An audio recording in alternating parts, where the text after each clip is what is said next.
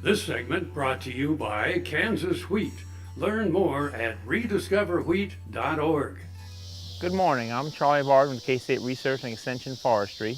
I'd like to visit with you today about windbreaks. We're just on a field day here with the KLA, and we saw some excellent windbreaks that were put in to protect the cows and calves as they're calving in the fall and the spring. Whenever you can provide wind protection for cattle during the cold winter weather, they'll have to eat less feed to get through the cold weather, and especially the calves will be healthier because they won't be so subject to the cold wind chill. Cattle will feel wind chill just like people do, and it can really be a problem.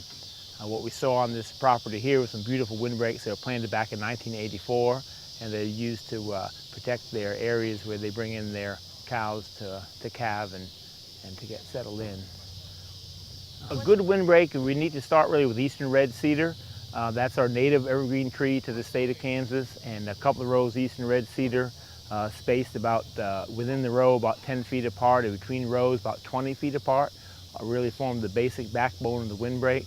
If there's space to put in additional rows, a row of a hardwood tree, something like a bur oak or a honey locust, they'll get real tall, will actually help the windbreak quite a bit.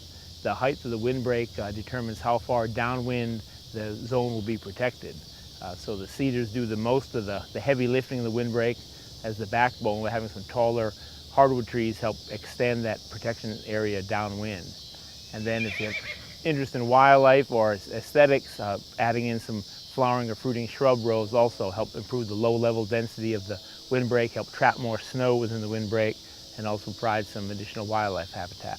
If you go with the eastern red cedar, they're pretty much a bulletproof tree.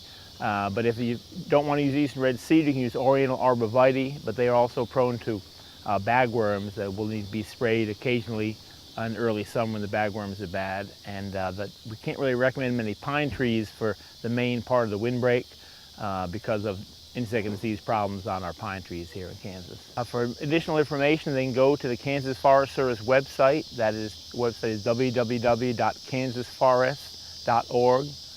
Kansas Forest with the S on the end.org, or call their state office number at 785-532-3300, and tell the person what you're interested in, and they can put you in contact with a local district forester who could come out to your farm or ranch property, help you design a windbreak, and help you get the seedlings you need.